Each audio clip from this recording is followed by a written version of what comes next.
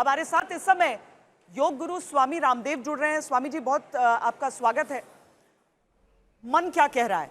ये जब तस्वीरें आपने देखी हैं आतंक के अड्डों को ध्वस्त होते हुए, आपने क्या जो महसूस कहा किया? श्वेता सिंह जी, उन्होंने जो प्रहार किया तो सेना ने प्रहराय सन्निहिताः जयाय प्रशिक्षिताः के संकल्प के साथ जो आतंक की जो रीढ़ तोड़ी है, आतंकिस्तान बन चुके पाकिस्तान के नापाक इरादों पर जो पानी फेरा है, वो पानी रोकना तो एक सिंबॉलिक था, लेकिन जिस तरह से वहाँ आतंकियों ने वहाँ की बदतमीज सेना कहो या शैतान सेना कहो और वहाँ के कायर कमज़ोर बुज़दिल राजनेताओं ने उस पाकिस्तान देश को ही नर्क बनाया हुआ है, उसको जो सबक सिखाया है। और उसमें हमारी वीरांगना योद्धा हमारी बहन कर्नल सोफिया ने और जिस तरह से विंग कमांडर भूमिका सिंह जी ने जो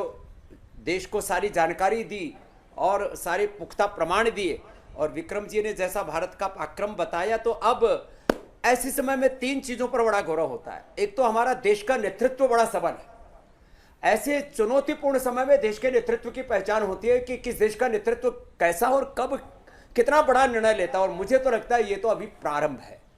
पाकिस्तान को मुझे लगता है वहाँ अंदर भी जो, जैसे मैंने कहा कि वहाँ के आतंकियों ने, वहाँ के बुज़दिल नेताओं ने और वहाँ की शैतान सेना ने जिस तरह से नर्क बनाया हुआ, उसका उस देश का शुद्धिकरण करके एक, जैसे हम न्यू इंडिया की बात करते हैं, एक नया पाकिस्तान, पीसफुल पाकिस्तान बनाने के तक इसको ये सफाया, ये पूरा का पूरा प्रहार जारी रहना चाहिए।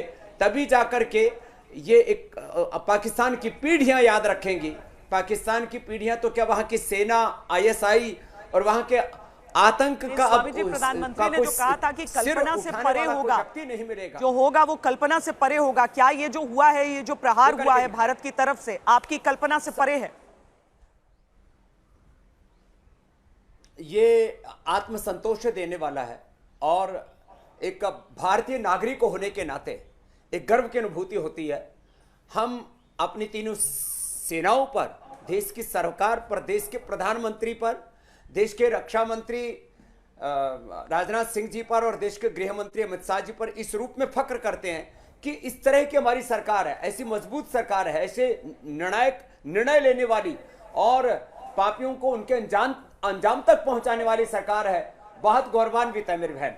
कभी कभी लगता था कि देश में अलग अलग प्रकार की कुछ चुनौतियां हैं, लेकिन ये सब जो हुआ है, उनके जो उन्होंने पाप किया था, उसका जिस तरह से उन्होंने प्रहार किया है, वो सब देख करके मन में आत्यंतिक संतोष है मेरी बहन, और बिना किसी त्रुटि के।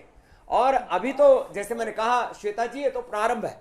अब ये निर्णायक जंग एक बहुत बड़े मुकाम तक पहुंचेगी और आने वाली पीढ़ियां हमारी शकुन से रह पाएंगी और सीमाओं पर रोज ये नापाक हरकतें भी अब पाकिस्तान नहीं कर पाएगा।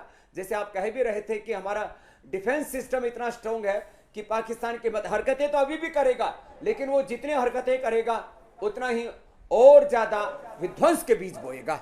आखिरी सवाल, एक और सवाल स्वामी जी, एक आखिरी सवाल आपसे जानना चाहती हूँ कि आसिम मुनीर, वहां का सेनाध्यक्ष, जिस तरीके से टू नेशन थ्योरी, हिंदू मुस्लिम अलग होते हैं और हम दोनों अलग थे, इसीलिए देखिए पाकिस्तान का गठन हुआ था, और उसके कुछ दिन के भीतर इस तरह का एक आतंकी हमला हो जाता है जहां पर कलमा पढ़ने को कहा जाता है, जहां धर्म पूछा जाता है और उसके बाद गोली मारी जाती है। आज भी जब उन आतंक, ये साथ में हम तस्वीरें भी दिखा रहे हैं, प्रधानमंत्री नरेंद्र मोदी राष्ट्रपति द्रौपदी मुर्मू से मिलने के लिए पहुंचे थे।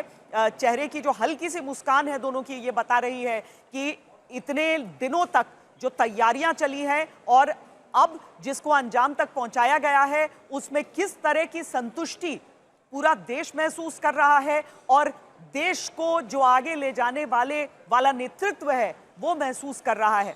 प्रधानमंत्री नरेंद्र मोदी, जो कि इतने दिनों तक तीनों सेनाओं के एक तरह से कमांडर बनकर ये तय करते रहे कैसे होगा ये हमला, कैसे होगा पलटवार, और दूसरी तरफ देश की राष्ट्रपति जो सुप्रीम कमांडर आर्म्ड फोर्सेस की होती हैं, दोनों के बीच ये मुलाकात हुई है। जैसे ही ये पलटवार भारत का पूर्ण हुआ है, प्रधानमंत्री ने अपनी कैबिनेट को ब्रीफ किया है, अब राष्ट्रपति से उसके बाद मुलाकात की है। कुछ देर पहले हमने उनके काफिले को वहां से वापस लौटते भी देखा। और साथ में अब कल जो सर्वदलीय बैठक है वो की जाएगी, जिसमें ऑपोजिशन को भी ब्रीफ किया जाएगा, बाकी पार्टियों को ब्रीफ किया जाएगा। आज हालांकि अब बस शुरुआत होनी है उस बैठक की सीमावर्ती राज्यों के मुख्यमंत्रियों के साथ, गृह मंत्री की। वो भी आवश्यक है कि उन राज्यों में किस तरीके के कदम उठाए जा रहे हैं। स्वामी जी, जो चीज मैं कह रही थी कि धर्म के आधार पर जो कुछ एक तरह से आतंक फैलाने की कोशिश, और उसके बाद आज ये कहना पाकिस्तान के भीतर जोर जोर से कि जो हमला हुआ है वो मस्जिदों पर हो गया है। स्वामी जी, देखो ये मस्जिदों में, मरकजों में, और देखो वो जिस मरकज का नाम रखा, मेरे को तो इतनी उसके ऊपर करुणा दया भी आती है और एक तरफ आक्रोश भी उठता है कि ये अल्लाह को, कुरान को, मुसलमान को भी बदनाम कर रहे हैं। मरकज, सुभान अल्लाह, लो नाम ऐसा रखा कि ये इस्लाम के भी दुश्मन है, ये मुसलमानों के भी दुश्मन है, ये कुरान के दुश्मन है, ये मानवता के, इंसानियत के दुश्मन है ये लोग। और भारत के मुसलमानों में एक बात के लोग के लेकर के स्पष्टता है, हमारे पूर्वज एक थे, हमारी मूल संस्कृति, हमारी मूल प्रकृति एक, हमारी धरोहर एक, हमारी विरासत एक है, हमारा देश एक है, हमारा संकल्प भी एक है और नेक है। ये वक्त के साथ सामाजिक, आर्थिक, राजनीतिक कुछ ऐसे कारण बने जिससे हमारी पूजा पाठ की पद्धतियां बदल सकती हैं, लेकिन हमारा अंतर्मन नहीं बदल सकता। ये जो मुनीर नाम का जो एक बहसी और एक बहुत ही नीच जो इंसान है, मुझे तो लगता है वहां के नागरिकों को इसके खिलाफ विद्रोह करना चाहिए। इसको सेना अध्यक्ष से हटा करके, इसको चौराहे पर खड़े करके और वहां के लोगों को गोली मार देनी चाहिए, तो जाकर के पाकिस्तान में फिर ये वहां की जो शैतान सेना है वो उस मुल्क को बर्बाद नहीं करेगी। वो वहां के लोगों को ही निर्णय लेना होगा। श्वेता जी, बहुत बहुत धन्यवाद स्वामी रामदेव हमसे बातचीत करने के लिए। और ये शायद ऐसा हो भी सकता है क्योंकि हमने पिछले कुछ दिनों में देखा है कि पाकिस्तानी सेना का क्या हाल रहा है।